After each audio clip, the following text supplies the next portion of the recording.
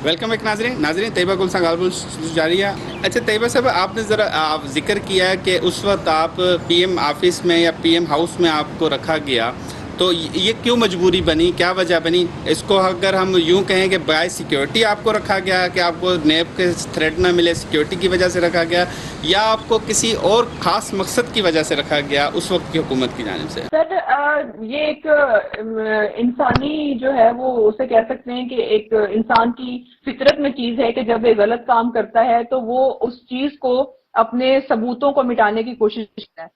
तो मैं ये कह सकती हूँ कि जब पीटीआई ये गलत काम कर चुकी थी तो उनको डर था, उनको अपना खुद अपनी उनको कुछ कम्प्लेक्स होंगे कि ये नहीं, शायद किसी को पीटीआई कुछ गलत बता काम दें से या मुराद ये कि कुछ। वो वीडियो रिलीज कर चुकी थी, वो गलत काम कर चुकी थी, या उन्होंने नेब को ब्लैकमेल चेयरमैन को किया था, वो गलत काम कर चुकी? दो दोनों काम सर, दोनों काम सही नहीं करे जा सकते, दोनों गलत हैं।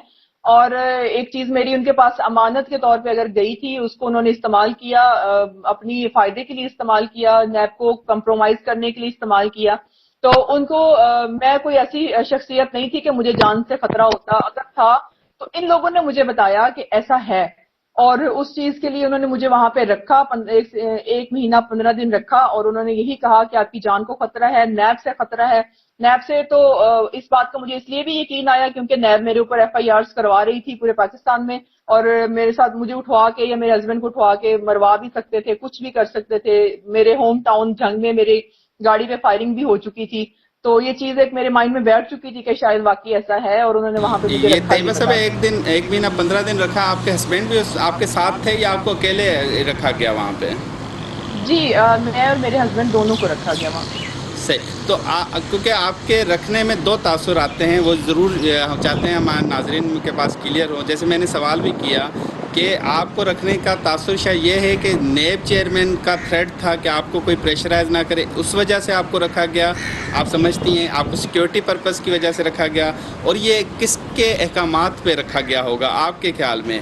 उस वक्त के जो पर्सनल सेक्रेटरी थे आज़म खान, उसके अहकामात पे रखा गया, या वज़ीर आज़म उस वक्त थे इमरान खान, उसके अहकामात पे रखा होगा?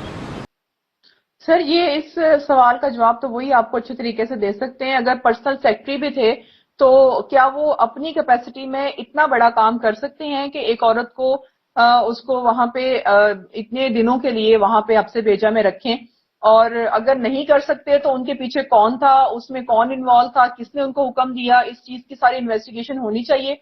और मैं भी उम्मीद करती हूँ कि मैं अभी जिस फोरम पे इंक्वायरी स्टार्ट हो जाएगी मेरी, इंशाल्लाह मैं ये चीजें रखूंगी और इंक्वायरी करवाऊंगी, इन्वेस्टिगेशन करेंगे, और बताया जाएगा सबको कि क्यों ये ऐसा हुआ था और किसके कहने पे ऐसा हुआ आप था। समझती हैं कि इमरान खान के इलम में होगी आपकी एक महीना सवा महीना पूरा एक रहना वहाँ पे, इलम में होगा उनके, आपके ख्याल में? बिल्कुल ऐसा है मुदस्सिर, बिल्कुल ऐसा है, क्योंकि मेरी हैरेसमेंट से लेके मेरी वीडियोस जो ऑन एयर हुई और उसके तमाम ताने बाने इमरान खान साहब से जाके मिलते हैं।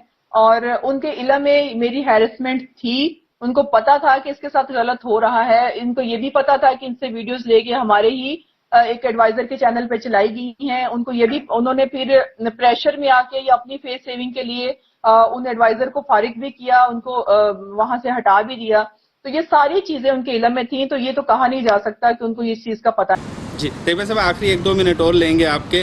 आपसे ये मालूम करना चाहेंगे इस पूरे अरसे के दरमियान सवा महीने में कौन कौन से मिनिस्टर्स की आपके साथ उधर मुलाकात हुई, या कोई हमदर्दी के नाते, मिलने के नाते, या आपको तसल्ली देने के नाते कोई आया है वहाँ पे मुलाकात, या सिर्फ आप अकेले हफ्से बेजा में रहीं? नहीं, बिल्कुल भी वहां पे कोई नहीं आया, एक आजम खान साहब के अलावा वहां कोई भी नहीं आया था। आजम खान साहब ने भी वहां पे मुझसे एक दफा मिलने के लिए आए और मुझे तसल्ली भी दी, और उन्होंने कहा कि आपका जो है केस हम लोग इंक्वायरी स्टार्ट करवा दी है और जल्दी मंतकी इंजाम तक पहुंचेगा। और उन्होंने इस इंक्वायरी के नाम पे हमसे एक एफिडेविट भी वहां पे साइन करवाया, मेरे से और मेरे हस्बैंड से। और थंब इम्प्रेशन लिए, एफिडेविट साइन करवाया। जब मैंने पूछा कि ऐसा ये किस चीज का है, क्योंकि वो ब्लैंक था, तो उन्होंने कहा कि इंक्वायरी में जरूरत पड़ेगी, इसके लिए हमें चाहिए। और मुझे नहीं पता क्योंकि इंक्वायरी तो हुई नहीं है, वो उन्होंने किस मकसद के लिए इस्तेमाल किया या कहाँ पे रखा या किस चीज के लिए उन्होंने किया। क्योंकि एक एफिडेविट क्या मेरे से मुतालबा चेयरमैन नैब साहब भी कर चुके थे। उन्होंने जब जंग में अपना स्पोक्स पर्सन भेजा था तो उन्होंने कहा था कि एक एफिडेविट साइन करके दें, हमारे साथ सुलह करें। और इसका जो है चेयरमैन वो रिलीज हो जाए आपके प्रेशर से, आपकी जो हुकूमत उन पर प्रेशर डाल रही है ताकि वो अब हुकूमत के खिलाफ भी केसेस ओपन कर सकें। तो इसका मैं कुछ कह नहीं सकती कि वो किस लिए था, लेकिन वही आते थे, उसके अलावा उनका स्टाफ खाना वगैरह जो देने आते थे वही। फिर बाद में सवा महीना मुकम्मल होने के बाद किस कंडीशन पे छोड़ा गया? आपने खुद मुतालबा किया या उन्होंने समझा कि अब मामला बेहतर हो गए हैं तो आप जाएं यहाँ से? सर पहले तो जब एक महीना तकरीबन हो गया तो मैंने शोर मचाना शुरू किया। मैंने कहा कि मुझे यहाँ से क्यों रखा गया है, मुझे निकाला जाए, मेरी फैमिली परेशान है, उनके साथ राब्ते में नहीं हूँ। और उन्होंने कहा कि आप लोगों को इंशाल्लाह आजकल में करते करते 15 दिन और उन्होंने लगाए। उन्होंने ये कह के छोड़ा कि आप परेशान नहीं हो, आपकी इंक्वायरी स्टार्ट होगी, अभी आपकी जान को खतरा नहीं है, हमने तमाम इंतजाम कर दिए हैं आपकी सिक्योरिटी के लिए, तो आप जाके आराम से रहें और इंशाल्लाह आपका जो है वो बाकी का मसला भी हल हो जाएगा। तैयबा साहब, आखिर में एक चीज़ पूछूँगा, बड़ा सवाल अहम होता है क्योंकि हर जहन में आता है, ये मामला इतने अरसे के बाद क्यों ओपन हुआ? इतना अच्छा खामोश क्यों रहीं आप? उस डर की वजह से खामोश रहीं या कहा जाता है कि आपके अपने मकासद पूरे हो गए, केसेस के इश्यूज हल हो गए, ये कहा जाता है उसकी वजह से खामोश? ये एग्जैक्ट पोजीशन क्या है?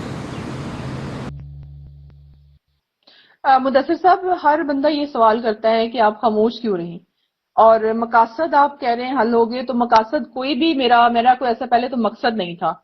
दूसरी बात ये कि जो केसेस थे मेरे जो मेरे पे बनाए गए वो सारे मैंने मेरिट पे, सर मेरा एक पाँव इस्लामाबाद होता था, एक लाहौर होता था, जब मेरा लाहौर में रेफरेंस चल रहा था। मैं कोर्ट्स में जाती रही हूँ, आप मेरी ऑर्डर शीट निकलवा के चेक कर सकते हैं, मैं हर पेशी पे जाती रही हूँ, मैंने फेस किया है वो रेफरेंस, और मैंने फाइट करके वो रेफरेंस अपना खत्म करवाया। खत्म इसलिए हुआ क्योंकि नैब की एसओपी नहीं थी, 2 करोड़ की उनकी एसओपी ही नहीं थी कि वो रेफरेंस बनाया जाता। दूसरी बात, जो पुलिस के एफआईआर थी वो भी मैंने थानों में जाके अपनी जमानतें करवा के और इन्वेस्टिगेशन इंक्वायरी में शामिल होकर खत्म करवाई है। सर अगर मेरा मकसद इनको ब्लैकमेल करना ही कुछ होता तो घर बैठे ये सारे काम हो सकते थे मेरे, लेकिन नहीं। दूसरी बात यह है कि सर आपने पूछा कि इतने देर खामोश क्यों रही, तो सर मैं खामोश बिल्कुल नहीं रही। खामोश सिर्फ मीडिया रहा है। मीडिया ने अभी ये चीज दोबारा से हाईलाइट करना शुरू की। मीडिया ये ज्यादा बेहतर बता सकता है कि मेरा इतना इन लोगों के ऊपर प्रेशर था कि मेरी खबर तक नहीं चलाने दी जाती थी। इवन किसी चैनल पे अगर मेरी खबर चलती थी तो कहां कहां से उनको कॉल्स आती थी, क्या होता था, वो आप लोग ज्यादा बेहतर बता सकते हैं। मैं बिल्कुल खामोश नहीं थी सर। 3 सालों में मैं हर फोरम पे गई हूँ, मैं अदलिया में भी गई हूँ, मैंने अपने केसेस भी खत्म किए हैं। और अब जो है वो मैं इनके खिलाफ जाके इनको जो अभी डीजी नैब साहब ने, अगर वो गिल्टी नहीं है तो वो हाई कोर्ट क्यों गए हैं, वो हाथ पैर क्यों मार रहे हैं?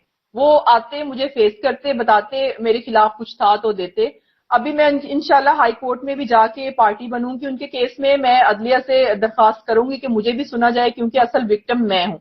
बाकी इनकी आपस की क्या जंग है कि पीएससी सुन सकती है नहीं सुन आपके सकती, पास और वैसे नैब कोई और वीडियोस बहुत भी हैं बतौर सबूत? मतलब कोई और कानून से। वीडियोस भी हैं रिका आप पड़ी हुई?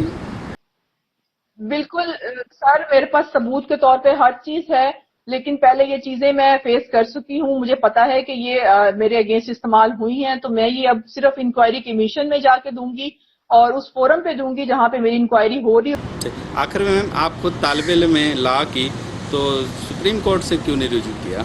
करेंगी रुजू इन करीब? बिल, बिल्कुल करूंगी सर। मैं हाई कोर्ट भी जाऊंगी, अभी जैसे कि हाई कोर्ट में जा रही हूँ डीजी शहजाद सलीम साहब की रिट में। और इंशाल्लाह अगर मुझे यहाँ से भी इंसाफ नहीं मिला तो मैं सुप्रीम कोर्ट भी जाऊंगी और मैं अदलिया का हर दरवाजा खटखटाऊंगी। और ये अफसोस की बात होगी कि एक लॉयर को, एक लॉ के स्टूडेंट को अगर इंसाफ नहीं मिलता है तो ये पूरे मुल्क की औरतों के लिए, लेडीज के लिए अफसोस का मुकाम होगा कि अगर मैं इंसाफ नहीं ले सकी तो आम औरत, आम लड़की जो है इंसाफ के लिए धक्के खा रही है, उसके साथ क्या क्या बहुत बहुत होगा। शुक्रिया तैयबा गुल साहबा, आपने अपना कीमती वक्त दिया और सारी सूरत हाल पर तबादले ख्याल किया। नाज़रीन, अजय प्रोग्राम में तैयबा गुल मौजूदा जो ज़िमनी इंतखाब मामले ते गालबुल किसी अगर पानी मेज़बान मुदस्सर के दीना इजाज़त इंदर हफ्ते बेराज।